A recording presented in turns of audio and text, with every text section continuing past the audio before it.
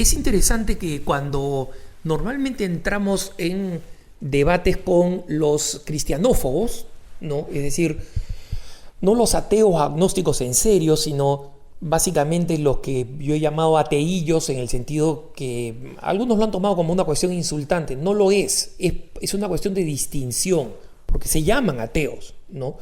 Y de alguna manera hay que reconocer la forma como ellos se llaman. Pero es un ateísmo que es fundamentalmente explicado por lo que odian y rechazan más que por lo que creen o no creen, ¿no? Y en consecuencia, a diferencia de los ateos que se centran en lo que significa la reflexión de su no creencia en Dios, estos se centran en la lucha contra las creencias cristianas y la fobia contra los cristianos. Y uno de los argumentos que suelen utilizar con frecuencia es cómo sacan unas cifras totalmente descabelladas y ponen algún ejemplo de algún ateo por ahí perdido en los libros de historia, de cómo era una persona buena y generosa, y cómo en general los ateos pueden ser tanto o más buenos o generosos que los cristianos. Bueno, ese hecho es completamente falso, curiosamente. Y esto lo vine a descubrir en un libro muy importante que ha sido publicado por una universidad norteamericana totalmente secular y por dos científicos sociales agnósticos, ¿no? Robert Putnam, bastante conocido, y David Campbell, ambos han publicado un libro en Estados Unidos. En realidad se publicó el 2010, pero que ahora ha levantado mucho más peso, que se llama American Grace: How Religion Divides and Unites Us. Es una investigación hecha en Estados Unidos, ¿no? Pero cuyos datos sirven en realidad perfectamente para ser traspolados al resto del mundo o a buena parte del mundo llamado occidental. El título se llama Gracia Americana, ¿no? O sea, en el sentido de la gracia cristiana, la gracia espiritual. Cómo la religión nos divide y nos une. Entonces es una investigación básicamente sobre la religión, sobre las creencias y no creencias, y cómo, digamos, hay un sustrato religioso cristiano, aunque no católico, fundamentalmente protestante, pero un sustrato religioso cristiano en Estados Unidos, y cómo también existe esta fuerza agnóstica no creyente. Entonces,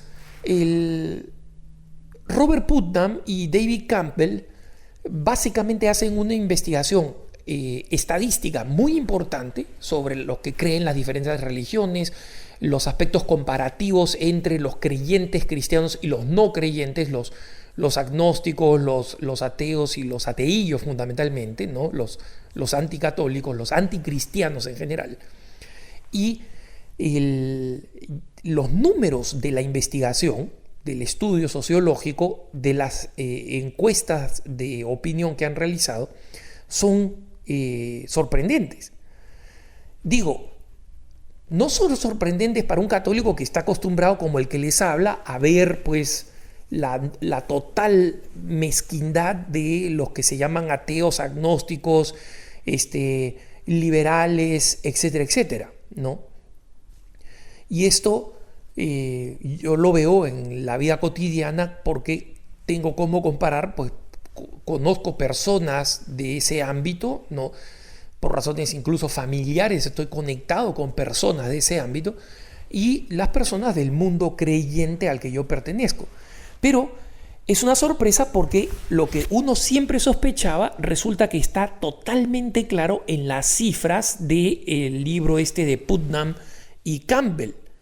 Y resulta que los norteamericanos religiosamente observantes son entre 2 y 3 veces más generosos para colaborar caritativamente, incluso en organizaciones de ayuda seculares.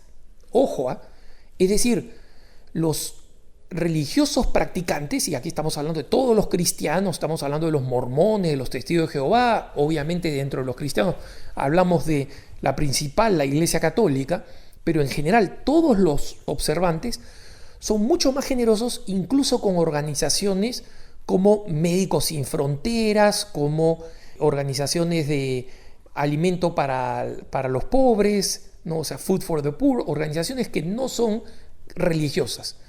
Y organizaciones de ayuda que no son religiosas dependen enormemente de la gente religiosa para recibir sus donaciones. Y por eso es que sistemáticamente marketean en las páginas cristianas, las páginas web cristianas y en medios cristianos, sus servicios para que sean los creyentes los que colaboren. Es decir, es hasta 3 veces más generoso, incluso con causas seculares, para la ayuda de los más necesitados. Son más de 2 veces propensos a participar en asuntos cívicos, desde votar hasta participar en eventos de ayudas comunitarias y de participar en actividades sociales de ayuda o de organización local, vecinal y política. Un ejemplo, la gran mayoría de los norteamericanos de las grandes ciudades del norte de Estados Unidos, que en 1962, por ejemplo, se voluntariaron para ir a registrar el voto de la población negra en Mississippi, un estado del sur tremendamente racista, y que fue rechazado con una violencia tal que algunos de estos voluntarios resultaron asesinados en el verano de ese año. La gran mayoría, cerca del 80%, eran jóvenes organizados a través de denominaciones cristianas de todo tipo. Esa es una de las cosas que no se cuenta. Se cuenta como jóvenes soñadores, digamos, del norte de los Estados Unidos fueron allí y contribuyeron a poner fin a la segregación racial. Pero no se dice que hasta el 80% estaban organizados a través de iglesias, ¿no? Es interesante saber que también las personas religiosamente practicantes son 2 veces, o sea, el doble, más propensos a tener amigos en clases sociales más bajas que los norteamericanos seculares no practicantes.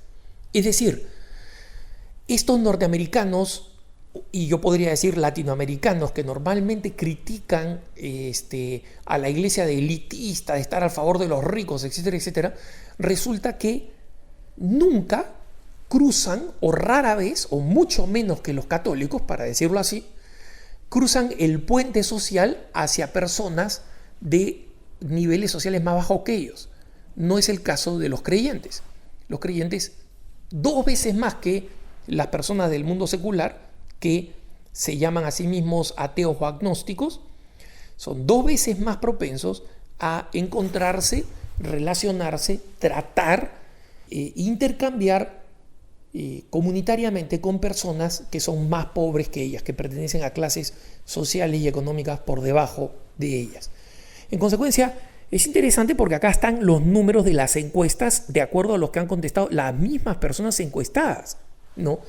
Y nos refuerzan una vez más que nosotros, los cristianos, no tenemos por qué estar a la defensiva de los ateillos. Muchas veces, por su vulgaridad, por su agresividad en las redes sociales, nos sentimos a la defensiva. No, ellos no tienen argumentos, solamente tienen ferocidad, odio y la convicción que viene con el odio. Y nosotros, que tenemos que ser, por supuesto, caritativos en la manera como respondemos a estos prejuicios, es importante, sin embargo, que tengamos muy claro que tenemos la sartén por el mango en términos de quién cuestiona a quién, especialmente en el ámbito de la caridad y el servicio a los más necesitados. Que tengas un buen día.